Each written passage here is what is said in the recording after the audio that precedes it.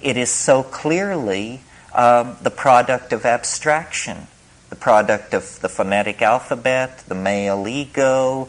They set all the interesting stuff back in the first 3 minutes. Who can go and look? It's all stacked against empowering the perceiver. It's all stacked against empowering the perceiver. You can't even check the statements these people are making unless you happen to have a $125 million colliding Bevatron or something, and the understanding to use it and interpret the results. So what we have is a priesthood off on the edge of things, propounding great profundities that nowhere touch the heart. A human explanation must come from intuition. It must come from poetry. It must come ultimately from experience. And by experience, I don't mean the experimental method of science, which is that things are pulled apart, taken down to their lowest common denominator, and then described. I mean, if you do, that's like believing that you understand Los Angeles if you have the telephone directory. You know? I mean, this is the level of genetics today. What they say they understand life, and they have the telephone directory, and they're talking about Los Angeles because they can look up, you know, where the genes are, the coding for the proteins. You know, does this tell us anything about a broken heart or a Messiah or a Hitler? I don't think so. So what we are trying to do is return the focus of attention to individual experience. We have been slave too long to ideology transmitted hierarchically and based on a tremendously alienating instrumentality. That's what science depends on now, a tremendously alienating instrumentality. What we need to do is empower experience. Well, this is where the psychedelics come in, because citizens don't take psychedelics because it's illegal. Neither do marionettes. Neither do robots. None of these well-behaved and mechanistic reductionist images of humanity take psychedelics because it's misbehaving. Misbehaving is a great sin. In fact, it's enshrined as the first sin. You'll regard that the psychedelic issue was there in Eden, and somebody misbehaved, and then they got tossed out forever and their children's children into the chaos of history. It's interesting to read in Genesis why this was. It was because they will become as we are, says Yahweh.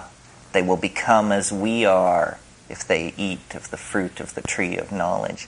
I suggest to you that this is precisely what we should seek to do, and that this we is the voice of hierarchy, the voice of paternalism, the voice of the male ego finally right up into the storm god, the volcano god who lies back there in the origins of monotheism. We empower our experience by insisting on our authenticity. It's a wonderful thing to learn to be able to stand up and yell bullshit. I did it when I was about 18 years old, and it was the meme of the hour, and it blew their minds. It did blow their minds. It was uncivil. It was uncivil. It lacked polity. It was rude and crude and correct. Correct. Because so much is being slung, and nobody is talking about the primacy of experience and the dignity of the individual. The dignity of the individual. We went a long way with this in America before we betrayed it. And it wasn't only betrayed by the clowns in Washington. It's also betrayed by anybody who clusters themselves around the feet of some self-proclaimed nabob. Because the fact of the matter is, nobody knows what's going on. Nobody knows. Nobody has the faintest idea. The best guesses are lies. You may be sure of it. And so to pretend that one human being will lead another out of the dark night of ignorance and into the shining light of truth is ludicrous, absolutely grotesque, a product of this empowering of the human image that has gone on through several thousand years of dominator culture. If you want a teacher, try a waterfall or a mushroom or a mountain wilderness or a storm-pounded seashore. This is where the action is.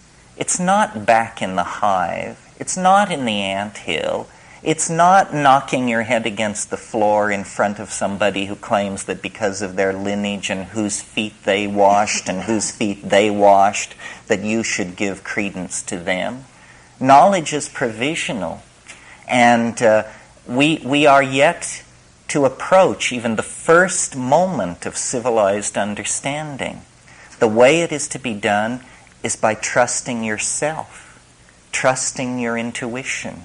Reject authority. Authority is a lie and an abomination. Authority will lead you into ruin. It's not real. And it isn't, don't get the idea that it's this liberal rap about how everybody has a piece of the action. You know, the Jews know something, the Buddhists know something, the Huichol know something. Nonsense. Rubbish. Nobody knows anything. These are different kinds of shell games that have been worked out by priestly castes of people to keep things under control. Institutions seek to maximize control, control, control. That's what they're into. Did you think they were in the business of enlightening you? Saving your soul? Forget it. Control is what this is all about. And to the degree that we commit ourselves to ideology, we are poisoned. Any ideology, Marxism, Catholicism, objectivism, you name it, rubbish, all rubbish. What is real is experience. What is real is this moment. And so then what it becomes about is, what are the frontiers of experience? How much of that has been taken away from us by these dominators, by these priesthoods, by these cults, by these philosophical shell games? Well, a lot. That's the whole story of history. Our growing unease, our growing dis-ease, our malaise is all about the fact that we are kept from the wellspring of experience. We are sexually repressed. You may not feel it, but look back 100 years to a world where pianos wore pants. You know, we've made a little progress on the sexual thing. Maybe not. Maybe more or less than we think. But we are repressed in all of these areas. And we are particularly repressed in the area that relates to the psychedelic experience. Because it is raid to the dominator insect invasion. They can't take it. They can't stand it.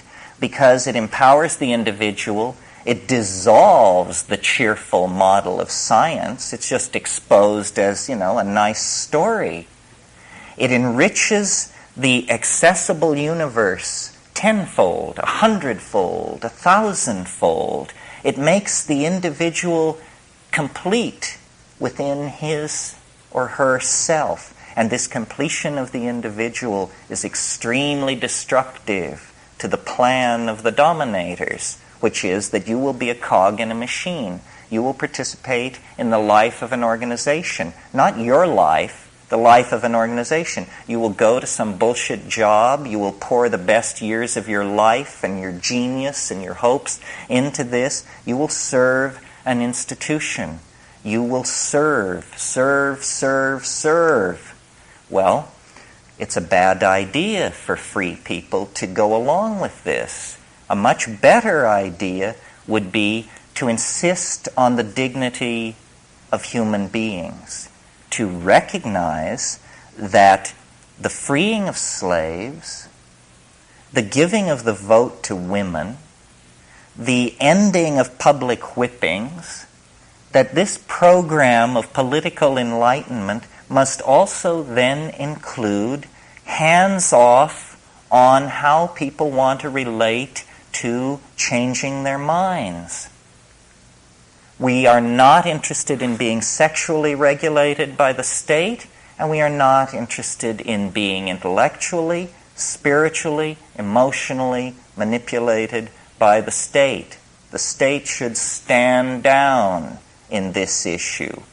The state is acting as the enforcing arm of the dominator culture, specifically of fundamentalist screwballs who, are horrified by all this, by the notion that people would claim the authenticity of their own minds, that people would stand in the light of nature and reject original sin and the guilt from Eden and, the sins of the fathers and all this rubbish which is handed down.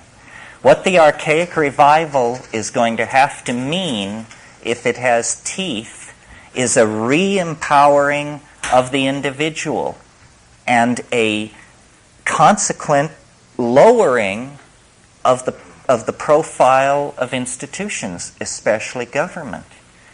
We need to think about these things because we have bought into the idea that we have to serve and behave and be enslaved, else chaos will engulf the world. We need to carry out our analysis of the situation to the point where we can embrace chaos and see that chaos is the environment in which we all thrive. That's how I've done it for years. You think I could have gotten away with this in the Soviet Union? I don't think so. I require a society on the brink of social breakdown to be able to do my work. And I think a society on the brink of social breakdown is the healthiest situation for individuals. I don't know how many of you have ever had the privilege of being in a society in a pre-revolutionary situation, but the cafes stay open all night, and there's music in the streets, and you can breathe it, you can feel it, and you know what is happening. The dominator is being pushed. It never succeeds. It never is able to claim itself. But on the other hand, history is young.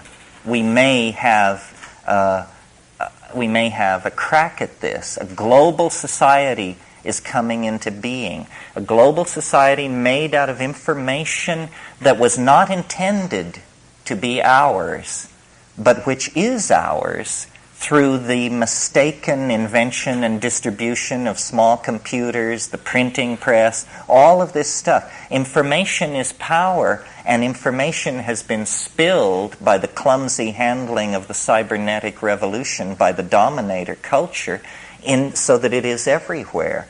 Never has the situation been more fluid. Never have the opportunities for infiltration, insurrection, and hell-raising been more present at hand. But we have to seize the opportunity. We have to seize the opportunity because the world doesn't have that much more to run unless somebody begins to shake the apple cart. If we don't begin to shake the apple cart, then the apple cart is just going to sail over the cliff and be lost. So the psychedelics are very hot in this because they dissolve boundaries. They dissolve assumptions. And our task, being the everyone who seeks self-empowerment through experience, our task is to dissolve the assumptions of the dominator culture and make it impossible for it to work. This, I think, is already happening. We have nature on our side, you see. Nature is beginning to kick up. And, it may alarm you that they're cutting down the Amazon rainforest, but imagine if you were the clown who owns it, how alarmed he is. He sees it as an investment. He thinks he owns it. And when he sees that it's being destroyed, he's extremely alarmed. The fact that nature is itself being seen as a limited resource is a tremendous tilt to our side, because the provisional model, psychedelic, open-ended partnership way of doing things is the only style that can perhaps seize the controls of this sinking submarine and get it back to the surface so that we can figure out what should be done. If we continue as we have, then, we're doomed. And the judgment of some higher power on that will be, they didn't even struggle. They went to the boxcars with their suitcases and they didn't even struggle. This is too nightmarish to contemplate. We're talking about the fate of a whole planet. Why are people so polite? Why are they so patient? Why are they so forgiving of gangsterism and betrayal? It's very difficult to understand. I believe it's because the dominator culture is increasingly more and more sophisticated in its perfection of subliminal mechanisms of control.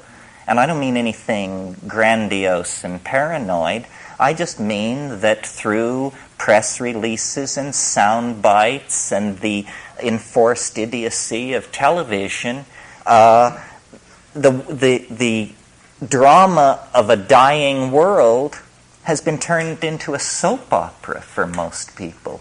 And they don't understand that it's their story and that they will eat it in the final act if somewhere between here and the final act they don't stand up on their hind legs and howl.